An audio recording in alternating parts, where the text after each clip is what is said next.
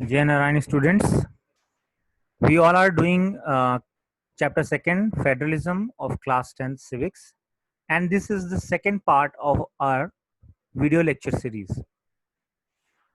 Now the learning objectives of this lecture would be what makes India a federal country and how the power division is done in India. So let's come to the topic. First, we will understand what constitution says about it. So the constitution declared India as a union of states, although it did not use the word federation. So India is a federal country. We follow the federal structure, but the constitution did not mention anything as federation. The word federation is not used. What is mentioned is that India is a union of states, and the union is based on the principle of federalism. Do the features apply to India? So, first thing, if you want to know that whether India is a federal country or not, or you want to verify whether a country is federal structure or not, then you will have to apply the features that you studied in lecture 1 of all the federal countries, whether they apply on that country or not. So if we want to know that India is a federal country or not, we must see that whether the features of federal country apply to India or not. So in the effort to do this, we must understand the features that Indian government system has. First, the constitution originally provided for a two-tier of systems of government. It means that as you studied in the features of federation or federalism, that there must be at least two tiers of systems. So the constitution in India also provides for two tiers of systems. And we are talking about the original constitution because it is written that constitution originally provided for a two-tier of system. So it means that India had the first feature of federal country.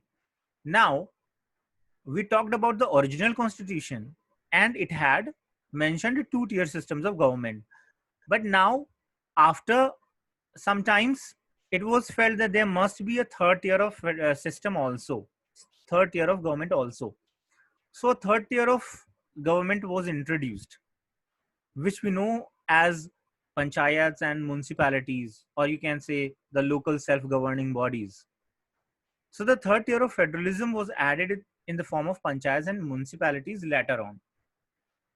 And these different tiers enjoy separate jurisdiction as the feature of any federal country must have.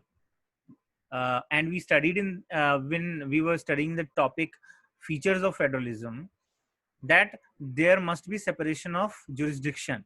The central government, the state government should have separate jurisdiction regarding the administration, legislative, and taxation. The same is applicable to India. So the second feature is also applicable. Now let's talk about the division of power. Is there a division of power in Indian government system or not? So that we can verify whether it is a federal country or not. So the constitution clearly provided a threefold distribution of legislative powers. As I mentioned that the jurisdiction can be legislative jurisdiction, taxation jurisdiction, or administrative jurisdiction. And if you talk about the legislative jurisdiction, then the constitution has clearly provided that there will be a threefold distribution of legislative powers. There are three lists, in fact, in the 7th schedule of the Indian Constitution, namely the union list, state list, and the concurrent list. And these three lists we are going to study in detail and understand how the division of power is done between the central government and the state government. So the first we are going to study is union list. Now the union list includes subjects of national importance such as defense of the country, foreign affairs, banking, communication, and currency, because we need a uniform policy on these matters throughout the country. The central government, or you can say the parliament, has the exclusive right to make any law, any policy, or give any directions and instructions regarding these subject matters, which are provided in union list. So all the subjects written in the union list are generally of national importance, and we need a common, a uniform law all through the country regarding these topics, such as the foreign affairs and banking and communication and currency. Suppose if there are different currencies for different states, if it would have been a matter of state list, then every state could have their own currencies, and it had created many problems, like in trading, in travel. If you are going some other state, then you should have that currency of that state. So the common currency throughout the country is needed. Similarly, the common communication system, the common communication rules and regulations, the common banking system, these all are the matters where we need a uniform policy, we need a uniform law throughout the country, and the union government alone can make laws on these matters. Second is the state list. The state list actually contains subjects of state and local importance, such as the police, trade, commerce, agriculture, and irrigation. So if there is any decision or instruction or policy related with these matters, like police or trade or commerce or agriculture, then the state government or the state legislative assembly has the authority, has the exclusive right to make laws, policies, pass any instructions or orders regarding these subject matters as they fall in the state list of the Indian Constitution. The state government alone can make laws relating to the subjects mentioned in the state list. The third one is concurrent list. It is very important as it includes those subject matters where both union government as well as the state government can make laws, such as education. If we talk about education, it falls in the concurrent list, and therefore the central government and the state government both have their boards for education.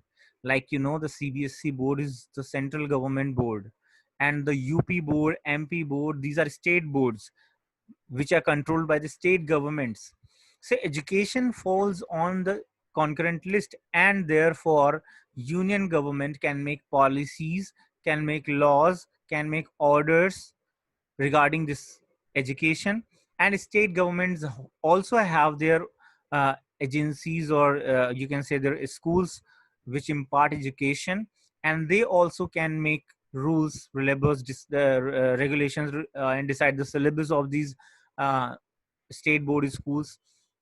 So this way you see that in the matters of concurrent list items, uh, both of them, the central government and the state government, have authority to make laws and make policies.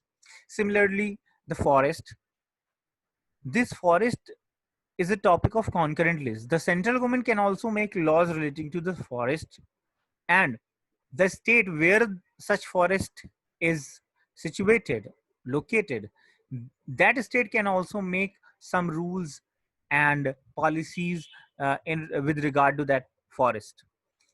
Same is with the trade unions, marriage, adoption, and succession. There are laws which are uh, applicable throughout the India for marriage, adoption, and succession. But the state governments, the state legislative assemblies have been given freedom to add on something which is necessary with regards to the circumstances, the conditions of their state. Like if in a particular state there are some rituals uh, regarding the marriage, then that state assembly, that is state legislative assembly, can mention it in the laws made by the central government, the parliament. These are called the state amendments. So there is a scope of state amendments in such laws which are related to the marriage, adoption, and succession. The states can add their own required laws and some other new sections that are with the, you know, like they are required, they are according to the rituals, they are according to the conventional system of the state, that particular state. So both the union as well as the state government can make laws, as we discussed, and if their laws conflict with each other, if there is something which is uh, uh, if some section or some provision which is made by the central government is conflicted by the provisions of the state government, then the law made by the union government will prevail. Okay? So there must not be any contrary provisions made by the state government or state legislative assemblies. If there are any contrary, if any conflicting laws are there, if any conflicting provisions are there in any section of such laws, then they will be quashed, and the laws, the provisions made by this union government, the parliament, will prevail. What if something is left out? There are three lists: the union list, state list, and the concurrent list. And what if some point, some matter, some subject is left out from these lists, or they are not included in these lists? Then, according to the constitution, the union government has the power, or you can say the parliament has the power, to legislate on these residuary subjects. So if something is left out, like in these three lists, there is no subject matter like IT, information technology, softwares, etc. So these matters are governed by the central government, or you can say the parliament has the authority to pass any laws regarding these matters. They are called residuary powers of the residuary legislative powers of the parliament. Now, what are union territories? Very important, that what are union territories? We talked about the division of power between the central government and the state government. Okay, but there are some special there is some special category of territories, or you can say units of the country, and these units are called the union territories. So there are some units of the Indian Union which enjoy very little power. Obviously, they are not states, so they do not have the powers which are given to the states in the constitution, and they are made these special units are given names of union territories, and they are created because these areas are too small to become an independent state. It means that they were not too big that they could be given a status of a state, but they're not very small also. They are not too big and they are not too small. If they would have been so small, then uh, they had been merged with the other states. But as they have some special needs, some specific requirements, so they cannot be merged with the other states. Therefore, they are given a special status. They are called union territories, like Chandigarh, Lakshadweep, and the capital city of Delhi. They are called union territories. They have been given a special status. They are neither a state nor they are the part of any state. And the central government has a special power in running these areas. It means that they are directly governed by the central government. The central government has the exclusive right to make laws, regulations, and do take administrative actions in these states. The next is federal structure is basic feature. Very important that the federal structure is the basic feature of the constitution. And there is a principle that anything, if it is a basic feature of the constitution, cannot be changed by the parliament unilaterally. It means that parliament cannot change the basic structure of the constitution. So any changes to it has to be first passed by both the houses of the parliament with at least two-third majority, that is the special majority, and then it has to be ratified, or you can say approved, by the legislatures of at least half of the total states. You have now 28 states, so at least 14 states must approve that the changes made by the parliament are not taking away their rights, and they have agreed to the amendment that has been made. So this way only the division of power or the settlement of the power between the central and the state can be changed. Very important. Listen again. The parliament cannot on its own change this arrangement. Which arrangement? The arrangement of federal structure. The arrangement by which the power is divided between the central government and the state government. And if any changes is to be made, then first the parliament has to pass it. Means both houses of the parliament, the Rajya Sabha and the Lok Sabha, both have to pass this this amendment bill, and then it will go for ratification to the state legislature, means the Vidhan Sabha of different states. And if half of the states approve that the changes made by the parliament with regard to the federal structure are good, are not infringing their any rights, and they agree to it, then it will be changed. Then it will be amendment. The federal structure can be amended. Otherwise, there can be no amendment in the federal structure, as it is the basic feature of the constitution. Next is the disputes over division. If there is any dispute between the central government and the state government about the division of power, then they can go to the High Court or the Supreme Court. These courts have the exclusive right of interpretation of the constitution, and therefore only these courts can decide whether the power which is disputed lies with the central government or the state government. Okay, so next is the financial autonomy. We had discussed that there must be, when we were studying the features of the federalism, then we discussed that there must be separation of sources of revenue also, so that both the government do not depend on each other for their day-to-day administration work, and they have sufficient amount to do their regular activities. So financial autonomy is an important feature of the federalism. And here in India, the union and the state governments have the powers to raise resources while levying taxes. They have the division of taxations, like the central government is uh, authority. It has authorized to take the income tax, and the state governments have been authorized to take the house tax and other taxes, electricity bill, water tax. So they both have their division of sources of revenue, so that they do their works without depending on the other level of government. The union and the state government have the power to raise resources by levying taxes in order to carry on the government and the responsibilities assigned to each of them.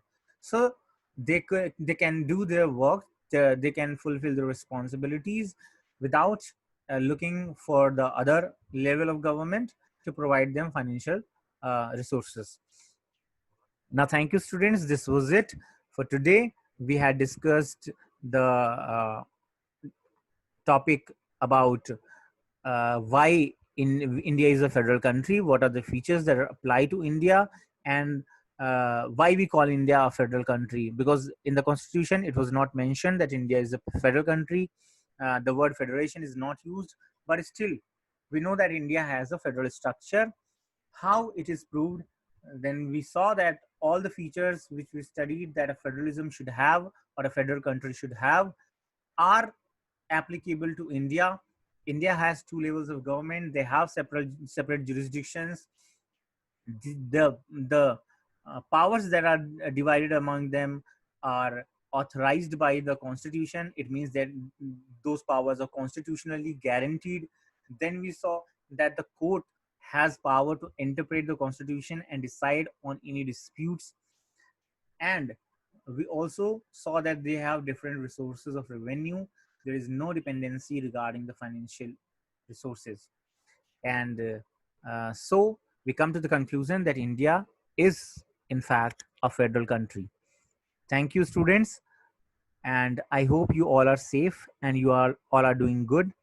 I will see you in the next class, and we'll take the third part of our second chapter, federalism. Thank you, and Jai Narayan.